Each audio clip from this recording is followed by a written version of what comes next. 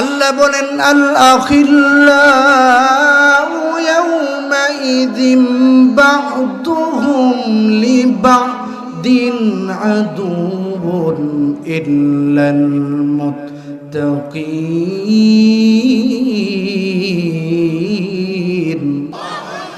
আল্লাহ পবিত্র কোরআন ইরশাদ করেন, দুনিয়ার সমস্ত বন্ধুত্ব একদিন শত্রুতে পরিণত হবে, কিন্তু যারা মুত্তাকি আল্লাহওয়ালা বুজুর্গ এদের সঙ্গে বন্ধুত্ব রাখলে কখনো নষ্ট হবে না।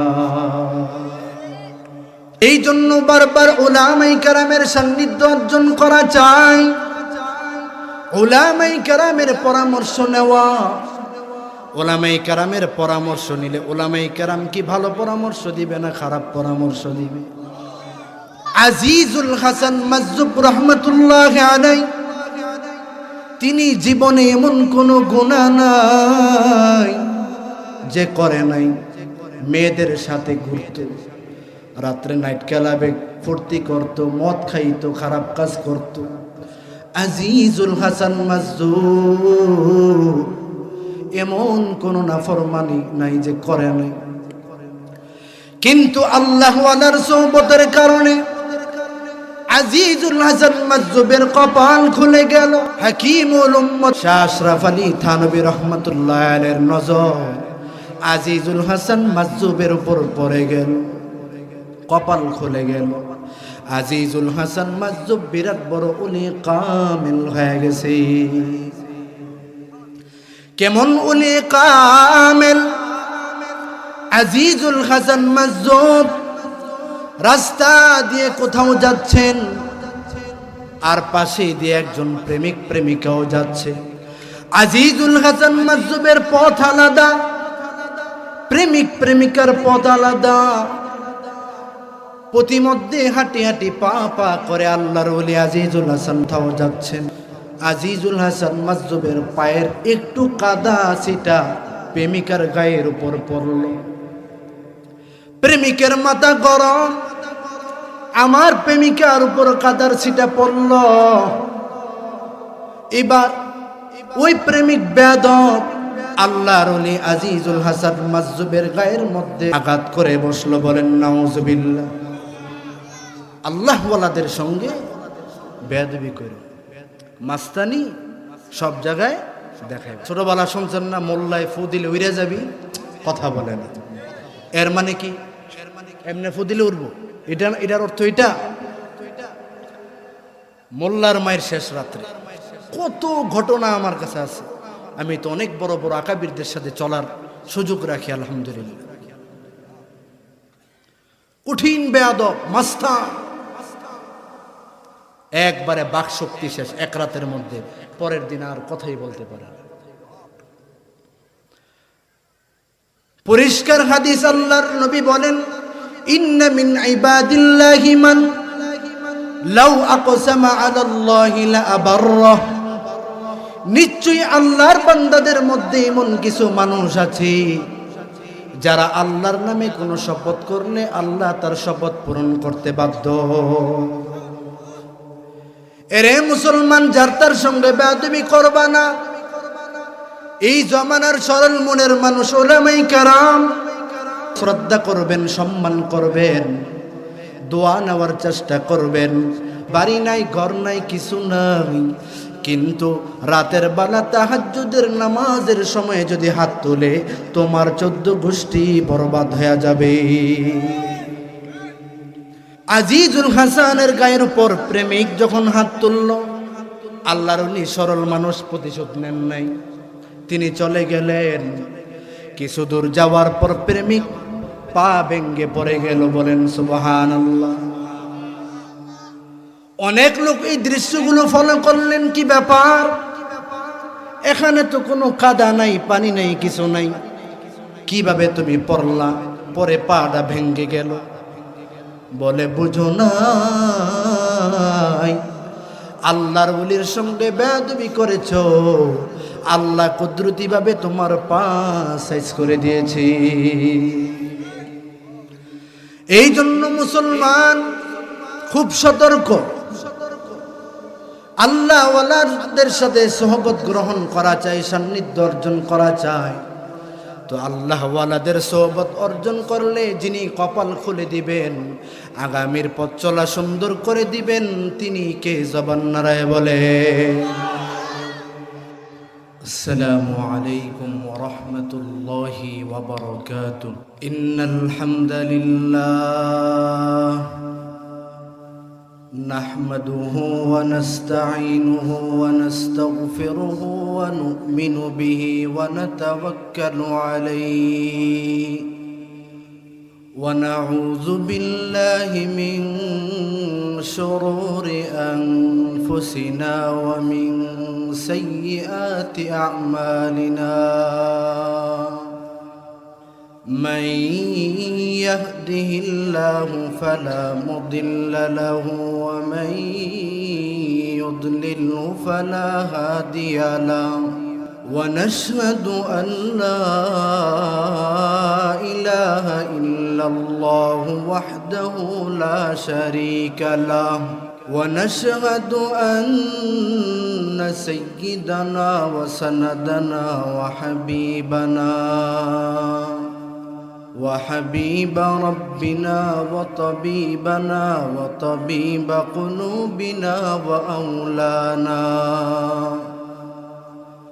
وأولانا ومولانا محمدا عبده ورسوله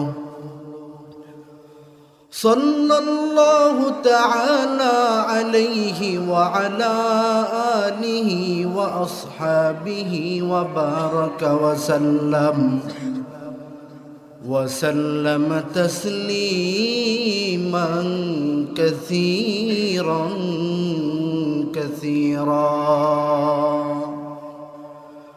أما بعد فأعوذ بالله من الشيطان الرجيم.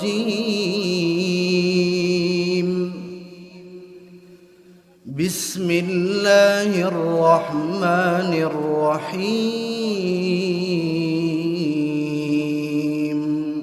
إن الله يأمر بالعدل والإحسان وإيتاء ذي القربى وينهى عن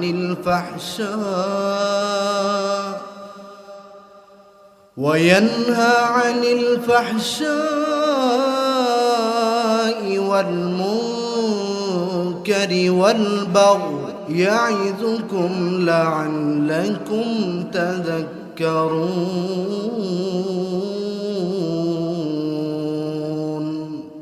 وقال تعالى أيضا: وبالوالدين إحسانا. وقال الصادق المصدوق صلى الله عليه وسلم: اتقي دعوة المظلوم فإنها ليس بينها وبين الله حجاب، أو كما قال عليه الصلاة والسلام. وقال صلى الله عليه وسلم أيضا: أكمل المؤمنين إيمانا أحسنهم خلقا، أو كما قال عليه الصلاة والسلام.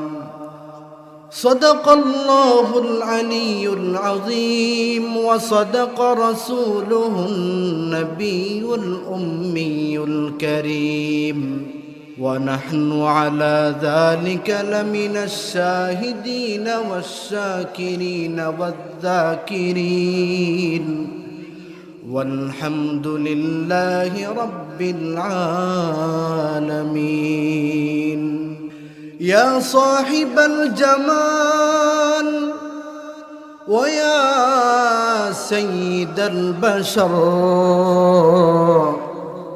بوجهك المنير لقد نور القمر لا يمكن الثناء كما كان حقه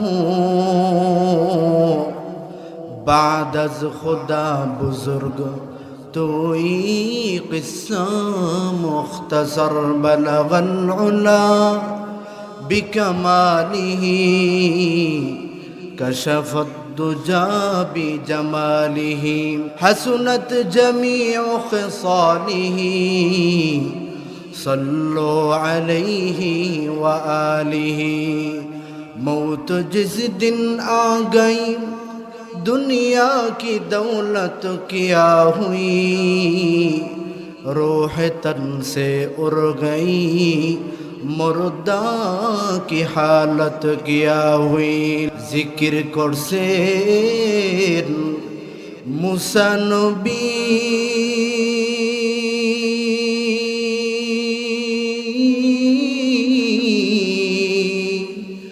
তোর পাহাড়ে গেলেন চলি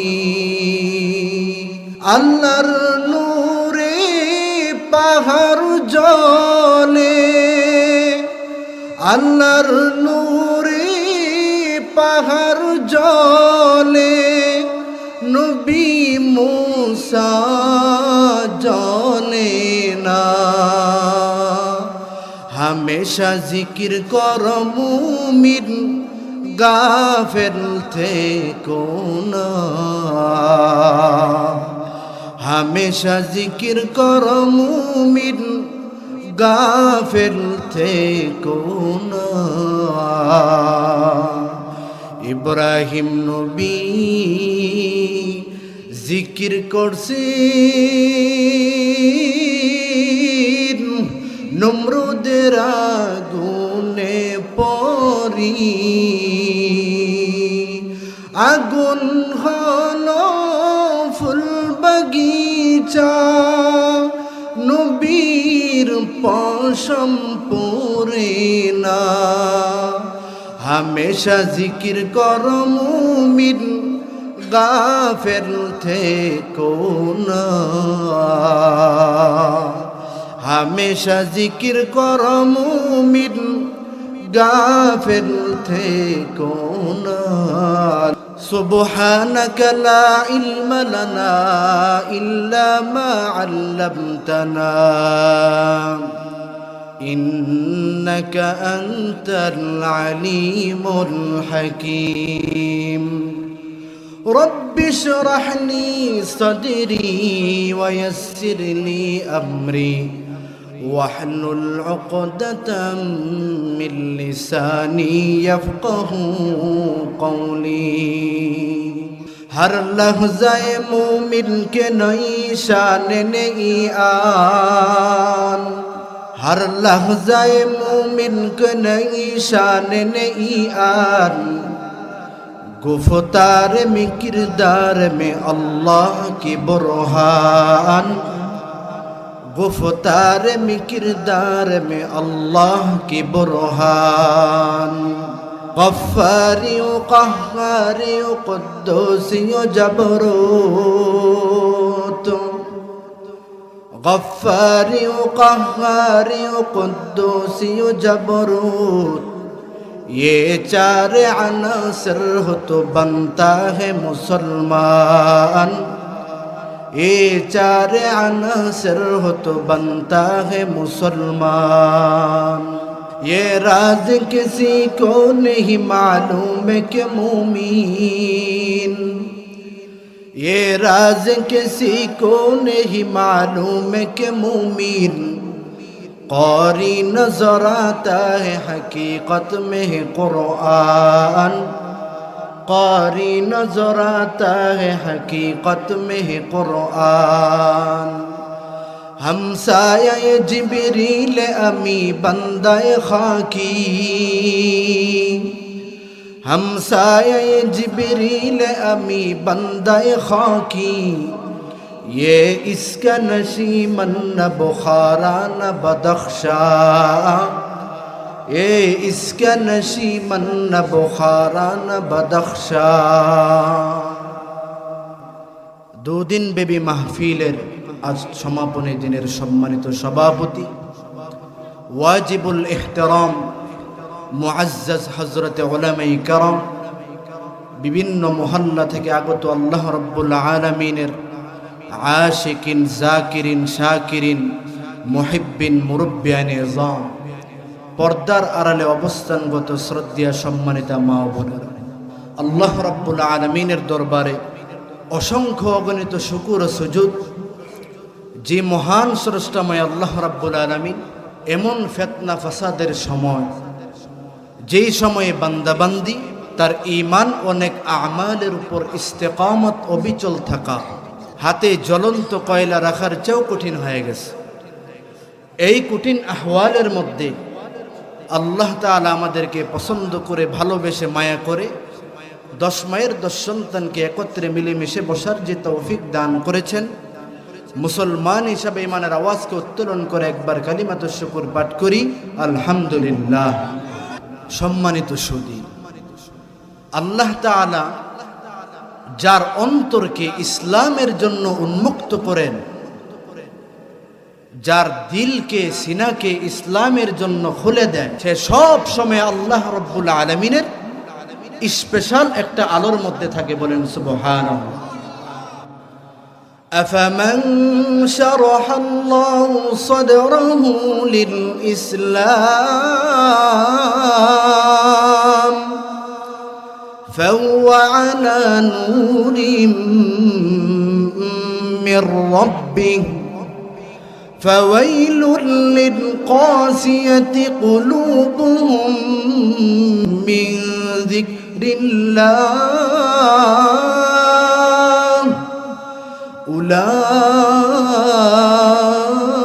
أولئك في ضلال مبين। আল্লাহ এই আয়াতে বলেন, যার অন্তরকে ইসলামের জন্য উন্মুক্ত করে দেওয়া হয়, সে সব সময় আল্লাহর পক্ষ থেকে একটা স্পেশাল নূরের মধ্যে থাকে। আল্লাহ বলেন, 2 চোখ, এই জিহ্বা, কথা বলার মতো বাকশক্তি, এগুলো তো সব আমি আল্লাহ তাআলা দিয়েছি। তো এই শুকর আদায় মানি চক্ষু দিয়েছেন আল্লাহ তাআলা, এই চোখের শুকর মানি চোখ দিয়ে কোরআনুল কারীমের তেলাওয়াত করবা, দেখে দেখে পড়বা। এই চোখ দিয়ে উলামায়ে কেরামের দিকে নেক নজরে তাকাবেন। এই চোখ দিয়ে আসমান দেখবেন, জমিন দেখবেন, আল্লাহর নিয়ামত দেখবেন। কত মানুষের বাকশক্তি নেই, বোবা, কথা বলতে পারে না। আমার আল্লাহ রাব্বুল আলামিন বাকশক্তি দিয়েছেন, কথা বলার শক্তি দিয়েছেন। তো এই শুকর আদায় মানে এই জবান দিয়ে জিকির করা, কোরআন তেলাওয়াত করা, ভালো কথা বলা, নেই কথা বলা, উত্তম কথা বলা, এইভাবে করলে এটা হবে প্রকৃত শুকর।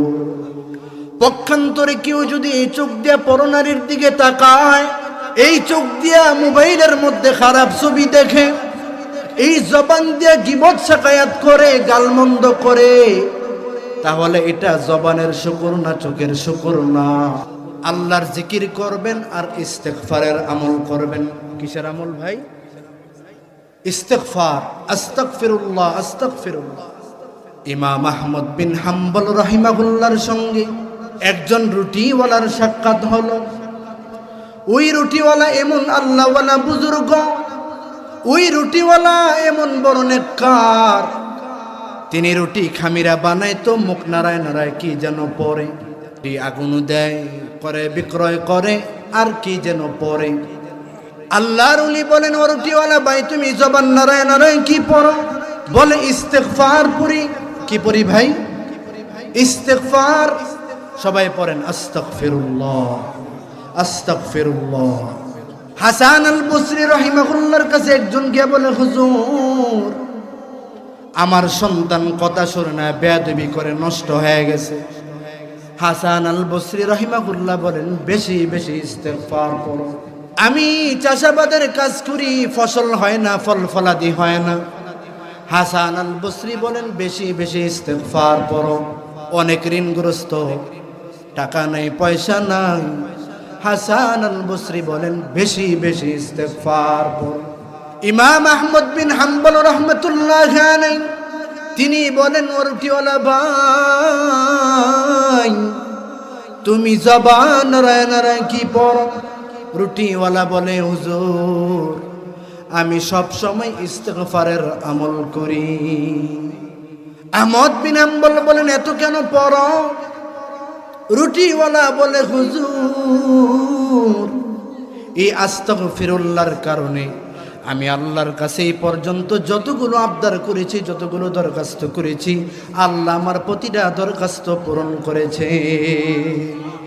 আহমদ বিন হাম্বল রাহমাতুল্লাহ আলাইহি বলেন, আল্লাহ তো তোমার সমস্ত আশা পূর্ণ করেছেন, তো এখনো কেন জবান নারায় নারায় ইস্তিগফার পড়ো?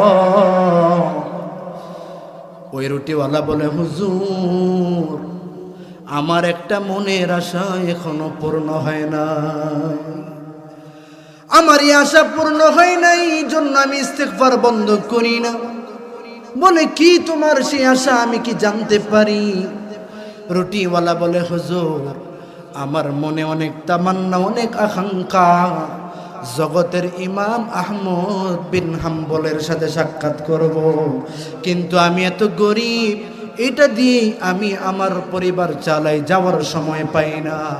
আহমদ বিন হাম্বল বলে, ও রুটিওয়ালা ভাই, এই ইস্তিগফারের আমলের কারণে আল্লাহ তাআলা তোমার এই আশাটাও পূর্ণ করে দিয়েছে। ইস্তিগফার পড়তে পারবো তো ইনশাআল্লাহ? এই যে আমি টুপি পরলাম, এটা কি টুপি? কি সুন্দর কোট, জুব্বা, সুন্দর দেখা যাচ্ছে না? বলেন মাশাআল্লাহ। কারো সুন্দর চলাফেরা দেখলে কি বলবেন? কথা বলে না, বলেন মাশাআল্লাহ, নাকি হিংসা করবেন? কি সাজটা দিছে। মুমিনের ভালো জিনিস দেখলে কি করবেন? হিংসা করবেন না মাশাআল্লাহ বলবেন? বাড়ি করছে একজন খুব সুন্দর করে, বাড়ি করছে রে, জ্বলবেন না বলবেন মাশাআল্লাহ? মুমিনের আওসাফ হলো কারো ভালো জিনিস দেখে কি করা? মাশাআল্লাহ বলা। আল্লাহ আপনি ওনাকে আরো নিয়ামত বাড়ায় দেন। নাকি ভিতরে ভিতরে জ্বলবেন? হ্যাঁ, জ্বললে কি হবে? নিজের ক্ষতি হবে। এই যে আমি সূরত ধরলাম, এটাকে বলা হয় সূরত। বলেন কি? এই সূরত দেখেই পাগল হওয়া যাবে না। আমি কি বাপসাপ ধরছি, আমার চেয়ে আরো কঠিন বাপসাপ কে ধরে জানেন? আহলে কিতাবের পণ্ডিত যারা, ইহুদিদের, এদের পাগড়ি, এদের পোশাক দেখলে আপনি তো ডাইরেক্ট মুরিদ হয়ে যাবেন, কিন্তু আস্থা বেঈমান। এই যে আমি সেজেগুজে বসলাম, এটা হলো শারীরিক সৌন্দর্য, বাহ্যিক সৌন্দর্য, হুসনে সূরত। কিন্তু আমাদের মূল কি? আমাদের মূল হলো সিরাত। বলেন কি? সূরত এক জিনিস, যেটা আমি সেজেগুজে বসলাম, আরেকটা হলো সিরাত। বলেন কি? সিরাত। একটা হলো শারীরিক সৌন্দর্য, আমি যে সেজেগুজে বসলাম এটা কি? শারীরিক সৌন্দর্য। আরেকটা হলো চারিত্রিক সৌন্দর্য। এখন যারা এই টুপি পোশাক পরেন না, তারা বলবেন সমস্যা নাই, এটা না পড়লেই চলবে। না, এটা পড়তে হবে। কেন? এটা লিবাসুল ঈমান, এটা ঈমানের পোশাক, এটা সুন্নাতু রাসূলিল্লাহ, রাসূলুল্লাহ সাল্লাল্লাহু আলাইহি ওয়াসাল্লামের সুন্নাত। তাহলে আমাদের মূলটা কি? আমাদের মূল হলো আমার নবীর আওসাফ, আমার নবীর হুসনে আখলাক, আমাদের আকাবিরে আসলাফদের নকশে নমুনা, তাদের রঙে নিজেকে রঙিন করা, চরিত্র সুন্দর করা। এই যে আমি বলতেছি স্বভাব চরিত্র, এটার আরবি হলো খুলুক। ওয়াহেদ এক বচনে খুলুক, বহু বচনে আখলাক। এই খুলুক, স্বভাব চরিত্র যদি সুন্দর না হয়, সমাজ কখনো সুন্দর হয় না। সবাই সাজুগুজু করবে, কিন্তু যতদিন চারিত্রিক নিজের আত্মা, নিজের আখলাককে সুন্দর না করবে, সমাজ কি হবে না? সুন্দর হবে না। এই খুলুক তিন প্রকার। কয় প্রকার? এই যে বলতেছি স্বভাব চরিত্র, এটা কয় প্রকার? তিন প্রকার। খুব সংক্ষেপে বলতেছি। একটা হলো খুলুকে হাসান। খুলুকে হাসান মানে আপনি আমাকে একটা থাপ্পড় দিয়েছেন, আমিও সাথে সাথে আপনাকে একটা থাপ্পড় দিয়ে দিলাম, সমান সমান। ওয়াজাযাউ সাইয়্যাতিন সাইয়্যাতুম বিমিসলিহা। আরেকটা হলো খুলুকে কারীম। খুলুকে হাসান হযরত মুসা আলাইহিস সালামের জমানায় ছিল, আর খুলুকে কারীম ঈসা আলাইহিস সালামের জমানায় মানে আপনাকে যদি কেউ কষ্ট দেয় আপনি তাকে মাফ করে দেন।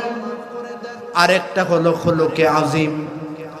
এই চরিত্রর এই জিনিসটা আল্লাহ তাআলা আমার আপনার নবী হযরতে মুহাম্মদুর রাসূলুল্লাহ সাল্লাল্লাহু আলাইহি ওয়াসাল্লামকে দিয়েছেন। আল্লাহ বলেন ওয়া ইন্নাকা লাআলা খুলুকিন আযীম। ওগো নবী, আপনি তো সুমহান চরিত্রের অধিকারী। খুলুকে আজিম মানে কি? খুলুকে হাসান মানে আপনাকে যে কষ্ট দিয়েছে আপনিও তাকে সাথে সাথে সেই জবাব দিয়ে দিলেন সমানভাবে। খুলুকে কারীম মানে আপনাকে যদি কেউ কষ্ট দেয় আপনি কেবল মাফ করে দিলেন। আর আমার আপনার নবীকে যে আল্লাহ তাআলা খুলুকে আজিম দিয়েছেন, এই খুলুকে আজিম কি? আমাদের মাদারেসে কওমিয়ার মধ্যে গুরুত্বপূর্ণ একটি কিতাব পড়ানো হয়, নূরুল আনওয়ার। এই নূরুল আনওয়ারের কিতাবের যিনি মুসান্নিফ লেখক হযরতে মোল্লা জিউন রাহিমাহুল্লাহ, তিনি খুলুকে আজিমের ব্যাখ্যা করেন ওয়াল খুলুকু হুয়া মালিকাতুন ইয়াসদুরু আনহাল আফআলু বিসুহুলাতিন। নূরুল আনওয়ারের লেখক তিনি খুলুকে আজিমের অনেকগুলো ব্যাখ্যা পেশ করেন। এখান থেকে সবচেয়ে সুন্দর ব্যাখ্যাটা শুনিয়ে দেই। ওই হাদিসের দিকে ইঙ্গিত করে খুলুকে আজিমের ব্যাখ্যা করেন সিলমান কতাক। তোমার সঙ্গে যে আত্মীয়তার সম্পর্ক ছিন্ন করবে, যে তোমার সঙ্গে সম্পর্ক ছিন্ন করবে তার সঙ্গে সম্পর্ক বজায় রাখো। ওয়াফু আম্মান যালামাক, তোমার সাথে যে জুলুম করেছে, কষ্ট দিয়েছে, তুমি তাকে মাফ করে দাও। ওয়া আহসিন ইলা মান আসা ইলাইক, এবং তোমার সঙ্গে যে খারাপ আচরণ করে তুমি তার সঙ্গে ভালো ব্যবহার করো। ঠিক এই হাদিসের নমুনাটাই আমার আপনার নবী সরকারে দু আলম হযরতে মুহাম্মদুর রাসূলুল্লাহ সাল্লাল্লাহু আলাইহি ওয়াসাল্লামের জিন্দেগি ছিল। এই হাদিসের নমুনাটাই সাহাবায়ে কেরামদের জিন্দেগি ছিল। এই নমুনাটাই তাবিঈনদের জিন্দেগি ছিল। বিখ্যাত তাবিঈ হযরতে হাসান বসরি রাহমাতুল্লাহি আলাইহি, তাকে একজন গিয়ে বলে, ও হাসান বসরি, অমুক জায়গায় একজন আপনার নামে পিছনে পিছনে গীবত শাকায়াত করে। গীবত বুঝেন? একজনে একটা ভুল অন্যায় করছে, খারাপ কাজ করছে, পিছনে দুশ্চর্চা করা, এটা গীবত। আর যদি সেই কাজ না করে থাকে তাহলে এটা হবে কি? অপবাদ। হাসান আল বসরি রাহমাতুল্লাহি আলাইহি গিয়ে বলে, ও হাসান বসরি, অমুক জায়গায় একজন আপনার নামে গীবত শাকায়াত করে, ছিদ্রান্বেষণ করে, পিছনে পিছনে ক্ষতি সাধনের চেষ্টা করে। হযরতে হাসান আল বসরি রাহিমাহুল্লাহ ওই ভাইকে বললেন, তাড়াতাড়ি বাজারে যাও। হাসান বসরির খাদেমকে নির্দেশ করলেন, বাজারে গিয়ে খুঁজো সবচেয়ে দামি খেজুর কোনটা, খুঁজে বের করে নিয়ে আসো।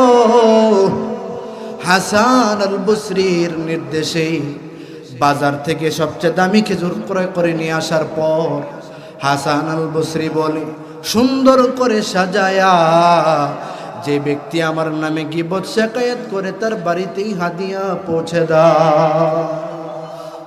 এবার চিন্তা করেন, আমি আপনি হইলে এখানে কি করতাম? ভাই, অমুক জায়গায় একজন আপনার নামে এত গীবত শাকায়াত করে, এত ক্ষতি সাধনের চেষ্টা করে, জানেন কি করতাম? আর হাসান বসরি হোসনে আখলাকের কি জবাব দিলেন? সুবহানাল্লাহ বলবেন না?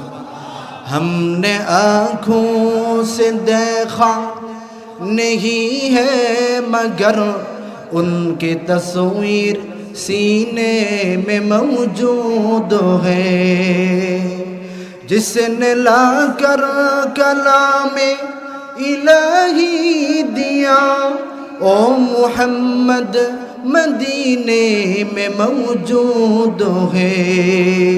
फूल खिलते हैं पर के सल्ली अला, झूम कर कह रही है ये बादे सबा। ऐसे खुशबू चमन के गुलों में कहा, जो नबी के पसीने में मौजूद है। এটাই ছিল সাহাবায়ে কেরাম তাবিঈনদের হুসনে আখলাকের নমুনা। আল্লাহ পবিত্র কোরআন ইরশাদ করেন, ওয়ালা তাস্তাবিল হাসানাতু ওয়ালাস সাইয়্যা, ভালো আচরণ আর খারাপ আচরণ সমান হতে পারে না। ভালো আচরণ আর খারাপ আচরণ সমান হতে পারে? আল্লাহ বলেন, ইদফা বিল্লাতি হিয়া আহসান, মন্দের পরিবর্তে উত্তম পন্থা অবলম্বন করো। কেউ আপনাকে কষ্ট দিয়েছে, বিনিময়ে ভালো আচরণ করেন।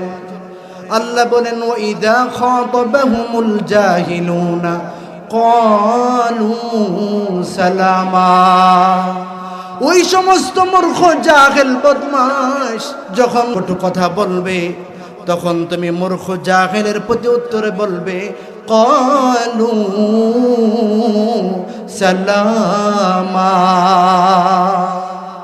সালাম দিবে মানে পাল্টা জবাব দিবে না। আল্লাহ বলেন, ইদফা বিল্লাতি হিয়া আহসান, মন্দের পরিবর্তে উত্তম পন্থা অবলম্বন করো। এর ফলে কি হবে? ফাইদাল্লাযী বাইনাকা ওয়া বাইনাহু আদাওয়া, তোমার মাঝে এবং তার মাঝে যে আদাওয়াত শত্রুতা রয়েছে, এই মন্দের পরিবর্তে উত্তম পন্থা অবলম্বন করার কারণে সেই শত্রু একদিন তোমার সহনশীল বন্ধুতে পরিণত হয়ে যাবে। কিন্তু মুসলমান, এমনও কিছু পাষাণ হৃদয়ের মানুষ আছে, হাজার ভালো আচরণ করলেও তার থেকে ভালো আচরণ পাওয়া যায় না। এই ক্ষেত্রে কি করবেন? বিষ খেয়ে মরে যাবেন নাকি?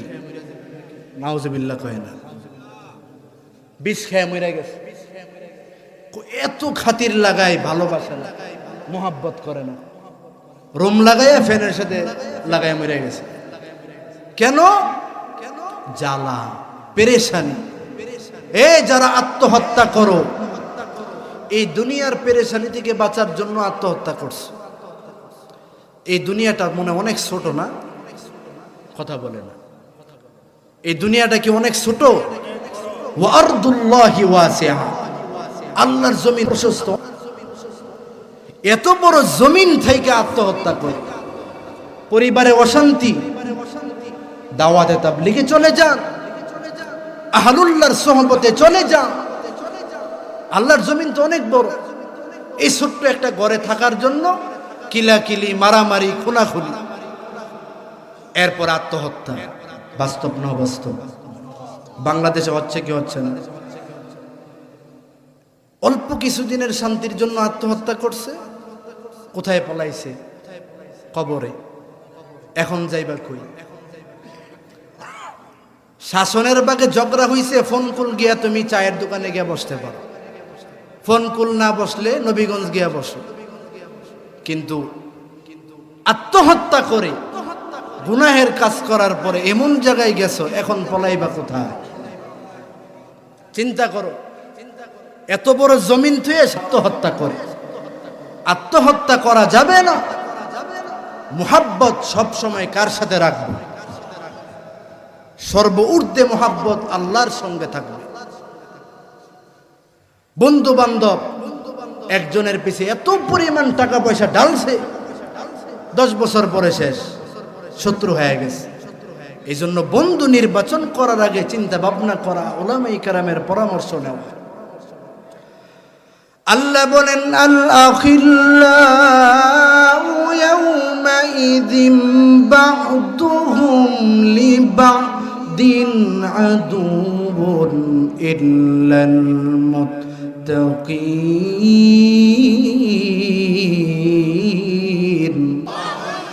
আল্লাহ পবিত্র কোরআন ইরশাদ করেন, দুনিয়ার সমস্ত বন্ধুত্ব একদিন শত্রুতে পরিণত হবে, কিন্তু যারা মুত্তাকি আল্লাহওয়ালা বুজুর্গ এদের সঙ্গে বন্ধুত্ব রাখলে কখনো নষ্ট হবে না।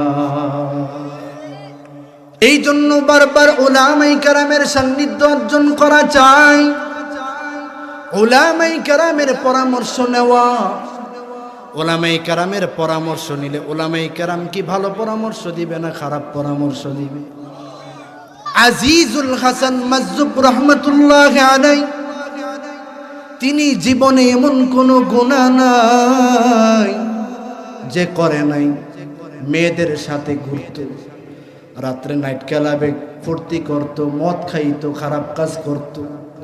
আজিজুল হাসান মাজজুব এমন কোন নাফরমানি নাই যে করে নাই।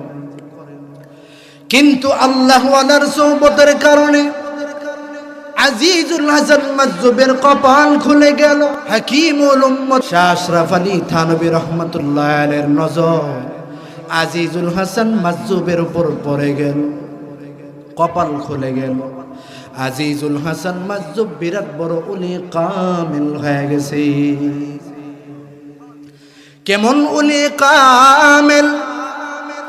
আজিজুল হাসান মাজজুব রাস্তা দিয়ে কোথাও যাচ্ছেন, আর পাশে দিয়ে একজন প্রেমিক প্রেমিকাও যাচ্ছে।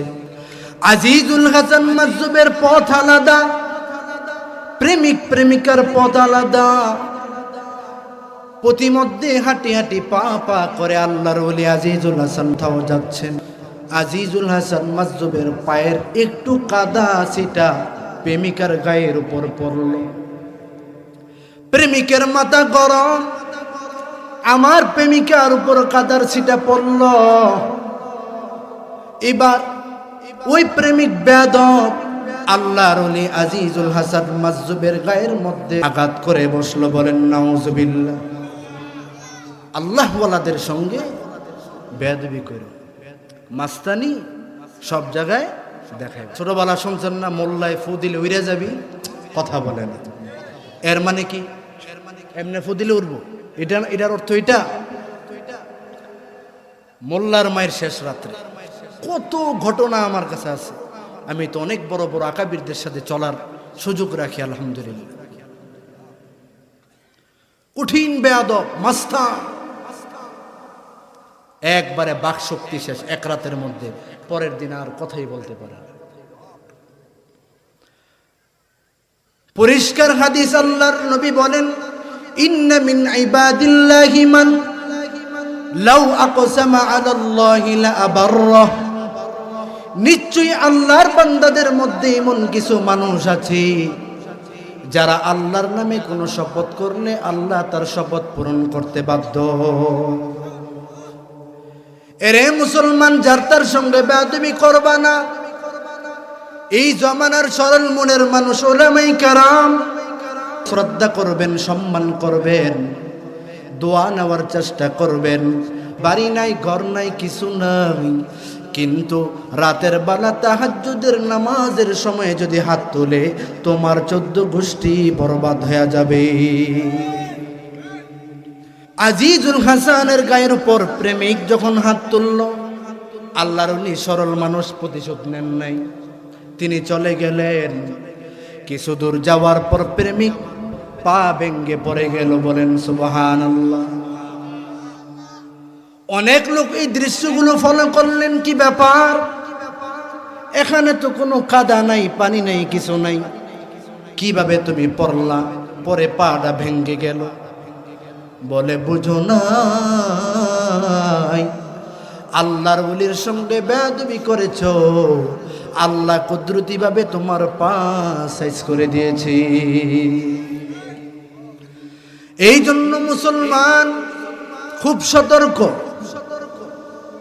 আল্লাহ ওয়ালাদের সাথে সোহবত গ্রহণ করা চাই, সান্নিধ্য অর্জন করা চাই।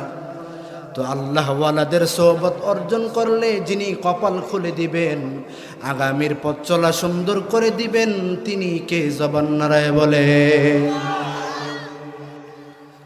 আমি যে আয়াতটি আলোচনা করছি, এটি খুবই প্রসিদ্ধ একটি আয়াত, এত গুরুত্বপূর্ণ একটি আয়াত যে আয়াতটি আমরা সবাই শুনে থাকি, বিশেষ করে জুমার খুতাবাই কারাম যারা খতিব সাহেব এদের জবান থেকে, খুতবা সানির মধ্যে। এত গুরুত্বপূর্ণ আয়াত, সাধারণ মাছি দেখবেন সব জায়গায় বসে, কি বলে সব জায়গায় বসে না? এটা আর বলার দরকার আছে? মৌমাছি কি সব জায়গায় বসে? গুরুত্বপূর্ণ জায়গায় বসে। মুসলমানও দুই প্রকার, একটা হলো সাধারণ মুসলমান আর একটা হলো মৌমাছি মার্কা মুসলমান। সাধারণ মার্কা মুসলমান যারা, তারা বাউলা গানে যাত্রা প্যান্ডেল যায়, কথা কয় না, গুনাহের কাজেও যায়, আবার মাঝে মধ্যে এনাইসেও বসে, সব জায়গায় যায়। আর মৌমাছি মার্কা যারা মুসলমান, তারা কেবল মসজিদে যায়, আহলুল্লাহর সোহবতে যায়, মাদ্রাসায় যায়, নেকের জায়গায় যায়, গান্দা পরিবেশে তারা যায় না। আমার আলোচ্য আয়াত হলো সূরা নহলের কত নম্বর আয়াত? ভুলে গেছে, 90 নম্বর আয়াত। বলেন কত নম্বর আয়াত? এই আয়াতটি ওমর ইবনে আব্দুল আজিজ রাহিমাহুল্লাহ থেকে যুগ যুগ ধরে জুমার দিন খুতাবায়ে কারাম, খতিব সাহেবগণ আরবি খুতবা যে দেয়, দ্বিতীয় খুতবা শেষে এই আয়াতটি পড়ে থাকেন। এই আয়াতের মধ্যে আল্লাহ বলেন, ইন্নাল্লাহা ইয়া'মুরু বিল আদলি ওয়াল ইহসান ওয়া ইতা'i যিল কুরবা ওয়া ইয়ানহা আনিল ফাহশা'i ওয়াল মুনকারি ওয়াল বাগই ইয়া'iযুকুম লা'আল্লাকুম তাযাক্কারুন। আল্লাহ রাব্বুল আলামিন আয়াতের মধ্যে গুরুত্বপূর্ণ কথা বলেছেন, বড় গুরুত্বপূর্ণ আয়াত। আব্দুল্লাহ ইবনে মাসউদ রাদিয়াল্লাহু আনহু বলেন, এটা হলো জাওয়ামিউল কালিম, অল্প কথায় অনেক অর্থবহ। আকসাম ইবনে সাইফি, তিনি এক গোত্রের নেতা ছিলেন। তিনি শুনতেছেন আমার আপনার নবীর নাম সব জায়গায় চলতেছে। আকসাম ইবনে সাইফের কৌতূহল জাগল, তার ভিতরে আগ্রহ পয়দা হলো যে হযরতে মুহাম্মদুর রাসূলুল্লাহ সাল্লাল্লাহু আলাইহি সাল্লামের দরবারে যাবে। তার মিশন কি, তার শিক্ষা কি? আকসাম ইবনে সাইফের গোত্র থেকে দুইজন লোক আল্লাহর হাবিব জনাব রাসূলুল্লাহ সাল্লাল্লাহু আলাইহি সাল্লামের দরবারে গেলেন। তিনি গিয়া বললেন, মান আনতা ওয়া মা আনতা, আপনি কে এবং আপনি কি? আল্লাহর রাসূল বলেন, আমি মুহাম্মদ আব্দুল্লাহর বেটা। আর আমি কি, আমার মিশন কি, এটা জানার জন্য যখন জিজ্ঞেস করলেন, তো আল্লাহর নবী সূরা নহলের 90 নম্বর আয়াতটি পাঠ করে শুনিয়ে দিলেন। আকসাম ইবনে সাইফের গোত্রের দুইজন লোক বলে, সরকারে দু আলম, মেহেরবানি করে এই আয়াতটি আমাদেরকে মুখস্থ করিয়ে দেন। গোত্র দুইজনকে সূরা নহলের 90 নম্বর আয়াতটি মুখস্থ করায় দিলেন। তো তারা ওইখানে গিয়ে আকসাম ইবনে সাইফের কাছে গিয়ে বললেন যে আল্লাহর রসুলের শিক্ষা, আল্লাহর রসুলের মিশন হলো এই উক্ত সূরা নহলের 90 নম্বর আয়াত। আকসাম ইবনে সাইফি আয়াতটি শোনা মাত্র সাথে সাথে কালিমা পড়ে মুসলমান হয়ে গেছে। এই আয়াতের মধ্যে আল্লাহ তাআলা 6টা কথা বলেছেন। কয়টা? 3টি বিষয়ের উপর আদেশ করেছেন, আর 3টি বিষয়ের থেকে আল্লাহ তাআলা বারণ করেছেন, নিষেধ করেছেন। আল্লাহ বলেন, ইন্নাল্লাহা ইয়া'মুরু বিল আদল, নিশ্চয়ই আল্লাহ তাআলা আদলের নির্দেশ করেন।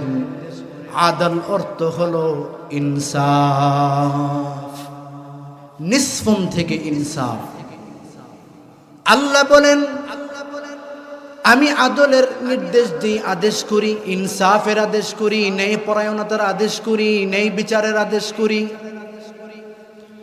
এই ইনসাফের বিপরীত হলো জুলুম। কি? জুলুম। এরপরে আল্লাহ বলেন, ওয়াল ইহসান, আল্লাহ এরপরে বলেন ইহসানের আদেশ করেন। ইহসান অর্থ হলো দয়া করা, অনুগ্রহ করা, একজন আরেকজনকে মায়া করা। এরপর আল্লাহ বলেন ওয়া ইতা ইজিল কুরবা, আত্মীয় স্বজনকে দান করো, আত্মীয় স্বজনের সঙ্গে সম্পর্ক বজায় রাখো।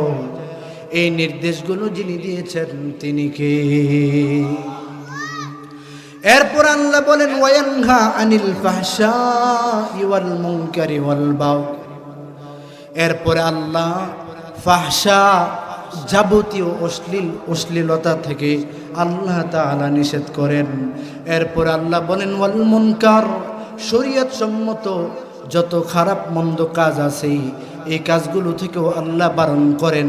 ওয়াল বাগয়, আল্লাহ তাআলা সীমা লঙ্ঘন করা থেকেও আল্লাহ নিষেধ করেন। আল্লাহ বলেন ইয়াইজুকুম, আমি আল্লাহ তোমাদেরকে ওয়াজ করছি, উপদেশ দিচ্ছি, লাআল্লাকুম তাযাক্কারুন, যাতে তোমরা উপদেশ গ্রহণ করতে পারো। আল্লাহ প্রথমে যে বলেন আদল, ইনসাফ, ইনসাফ মানে নেই পরায়ণতা, নেই বিচার।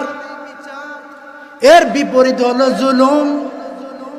জুলুম অনেক খারাপ কাজ। সবচেয়ে বড় জুলুম হলো আমার আল্লাহর সঙ্গে শিরিক করা। আল্লাহ বলেন ইন্নাশ শিরকা লাযুলমুন আযীম। এরপরে মা বাবার সাথে জুলুম, পাড়া প্রতিবেশীর সাথে জুলুম, ভাইয়ের সাথে জুলুম। আপনারা সবাই জানেন জুলুম কাকে বলে। কারো সম্পদ আত্মসাৎ করা জুলুম, কারো জমিন, কারো জায়গা দখল করা জুলুম। কি বলেন, ঠিক না? নিজের ভাইয়ের জায়গা আত্মসাৎ করা জুলুম, নিজের আপন বোনের জায়গা আত্মসাৎ করা জুলুম। এগুলো আমরা সব জানি। জুলুম অনেক বড় খারাপ কাজ। বা'আসা মুআযান ইলাল ইয়ামান ফাকালা ইত্তাকি দাওয়াতাল মাজলুম ফাইন্নাহা লাইসা বাইনাহা ওয়া বাইনাল্লাহি হিজাব। আল্লাহর রাসূল সাল্লাল্লাহু আলাইহি সাল্লাম হযরত মুআজকে যখন ইয়ামানে পাঠালেন, ইয়ামানের দিকে যখন মুআজ যান, আল্লাহর রাসূল বললেন ও মুআজ ইত্তাকি দাওয়াতাল মাজলুম, মজলুমের বদদুয়া থেকে বেঁচে থাকো। কেননা মজলুম আর আল্লাহর মধ্যে কোনো পর্দা থাকে না, কোনো আড়াল থাকে না। হাদিসের মধ্যে আছে 3 ব্যক্তির দোয়া ডাইরেক্ট কবুল হয়ে যায়। কয় ব্যক্তির দোয়া? এর মধ্যে একজন হলো মাজলুম, যার উপর জুলুম করা হয়। সে যদি বদদুয়া করে, ডাইরেক্ট যিনি কবুল করবেন তিনি কে? এই জন্য মাজলুমের বদদুয়া থেকে বেঁচে থাকার চেষ্টা করা। আমরা সবাই জানি কারো জায়গা জমিন আত্মসাৎ করা জুলুম, কারো অন্যায়ভাবে সম্মানহানি করা জুলুম। আমরা অনেককে অনেক সময় খাটো করি। আল্লাহ একজনকে অনেক লম্বা বানাইছেন, তো লম্বা বলে খাটো করি। করি কি করি না? বানাইছেন কে? একজন কালো, দেখলে বলে কালো, বেটে বলে বেটে। এগুলো বলার মাধ্যমে তো সে কষ্ট পায়। কষ্ট যে পায় এটাই তো জুলুম। আল্লাহর রাসূল বিন্নু হাদিসে বলেন মান কানাত ইনদাহু মাজলামাতুন লিআখিহি মিন আরদিহি আও মিন শাইইন, কেউ যদি তার কোনো ভাইকে সম্মানহানি করার মাধ্যমে, অপমান করার মাধ্যমে জুলুম করে, ফালইয়াতাহাল্লালহু মিনহুল ইয়াওমা, সে যেন আজকের মধ্যেই তার থেকে মুক্ত করে নেয়। ওই দিন আসার আগে ক্বাবলা আল্লা ইয়াকুনা দিনারুন ওয়ালা দিরহামুন, যেদিন তার কাছে কোনো টাকা পয়সা, দিরহাম, দিনার কিছুই থাকবে না। ওই দিন আসার আগে চিন্তা করে দেখেন এই পর্যন্ত কার কার মনে কষ্ট দিয়েছেন কথা বলার মাধ্যমে, চোখের ইশারার মাধ্যমে, বাচনভঙ্গির মাধ্যমে। একটু চিন্তা করেন, আমার কথা বলি পরিষ্কার করে তাহলে বুঝবেন। আমার আচার আচরণে কথাবার্তায় যদি কেউ কষ্ট পায়, তাৎক্ষণিক চেষ্টা করি তার কাছে গিয়ে আফওয়ান, দুঃখিত, সরি বলা। কষ্ট দেওয়ার কিছুক্ষণ পরে ভিতরে জ্বালা সৃষ্টি হয়। আল্লাহ না করুন এই লোকের সাথে যদি আর কখনো দেখা না হয়, তখন কি হবে উপায় আমার? মানুষ চলার পথে ভুল হতেই পারে, মানুষ মাত্র ভুল হতে পারে না কথাবার্তায়। তারপরও বলার চেষ্টা করি আফওয়ান, দুঃখিত। কিন্তু এত মানুষের মনে কষ্ট দিয়া রাতে ঘুমাই কেমনে, এটাই আমার বুঝে আসে। দেশের মানুষকে, সমাজের মানুষকে দিনের পর দিন কষ্ট দেওয়ার মতো লোক বাংলাদেশে আছে না নাই? এরা খায় কেমনে, ঘুমায় কেমনে, পড়ে কেমনে? এত মানুষের মনে কষ্ট দিয়ে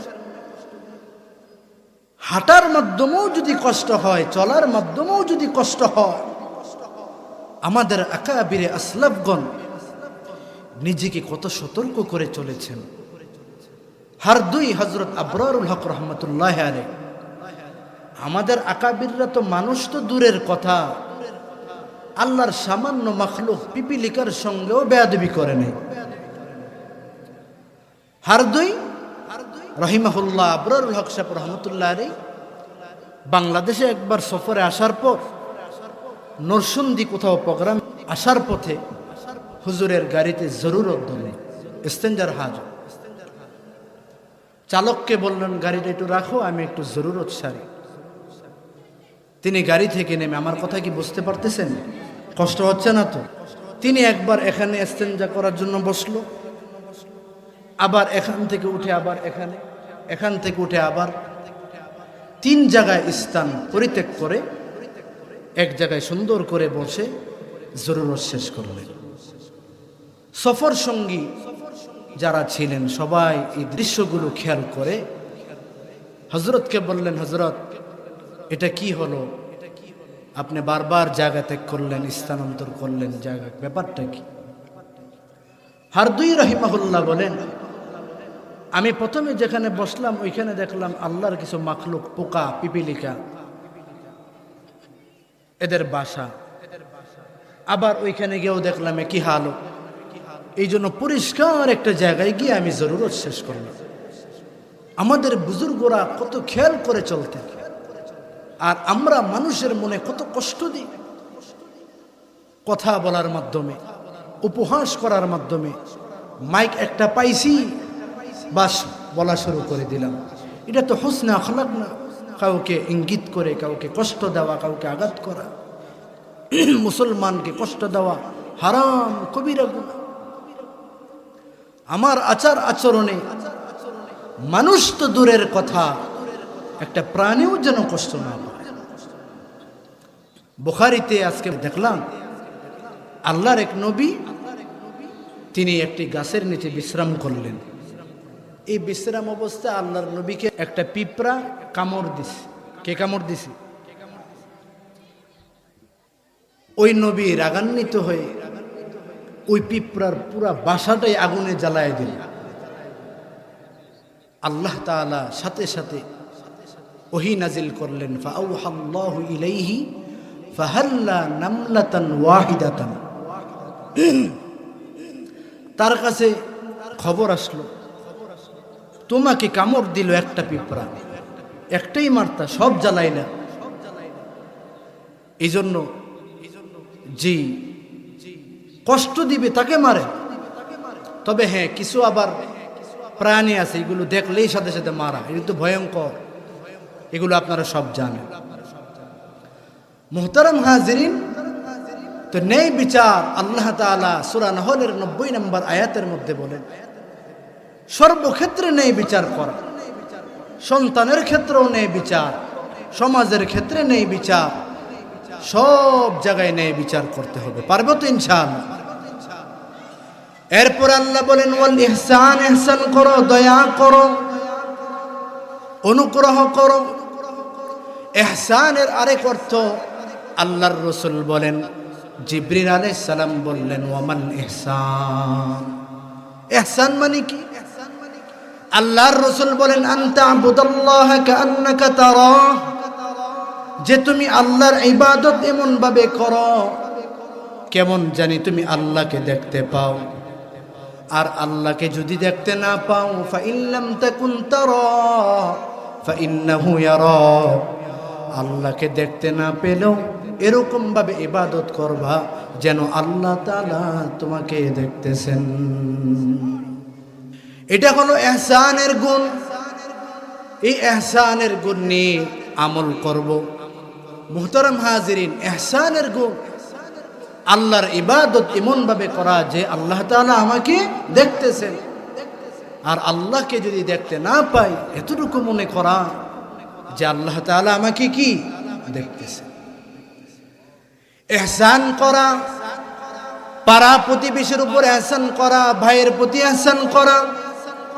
আল্লাহ বলেন, ওয়াবিল ওয়ালিদাইনি ইহসানা, পিতা মাতার উপর ইহসান করা, দয়া করা।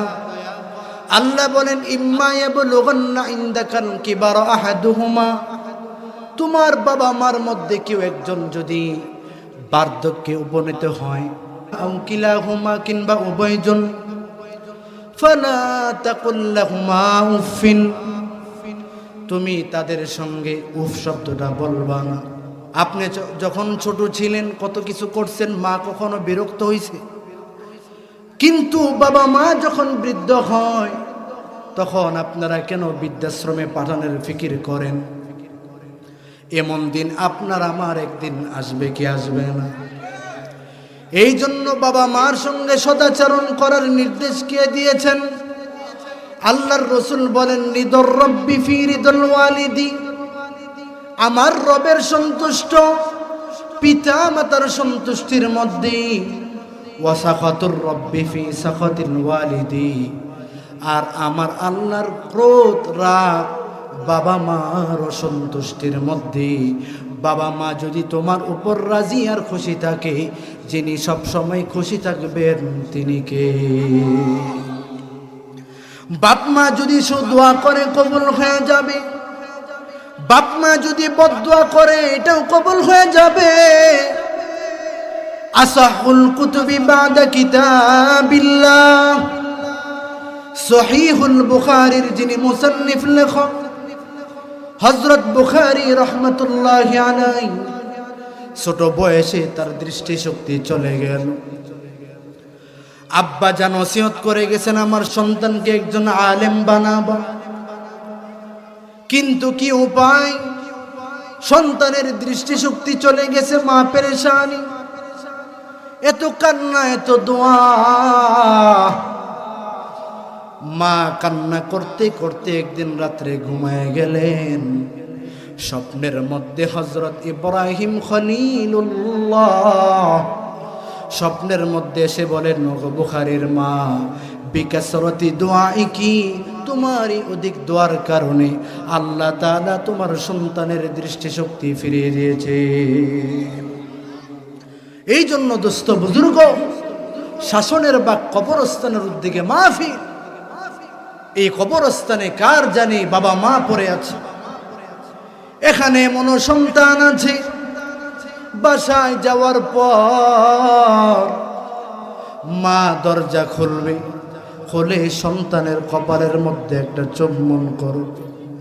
কিন্তু এমনও মানুষ আছে রে, বাসায় যাওয়ার পর দেখবে ওই মা নাই।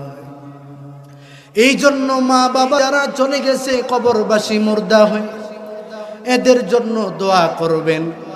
আখিরি মুনাজাতের মাধ্যমে 2 ফোঁটা চোখের পানি ছেড়ে মা বাবার জন্য মাগফিরাত করতে কারা কারা রাজি আছেন হাত তুলে দেখা দেন। আল্লাহ আমাদের সবাইকে কবুল মঞ্জুর করুন, বলুন আমিন। ওয়াফাকানাল্লাহু আন না'মালা বিমা সামি'না। ওয়াসসালামু আলাইকুম ওয়া রাহমাতুল্লাহি ওয়া বারাকাতুহু ওয়া বারাকাতুহু ওয়া বারাকাতুহু।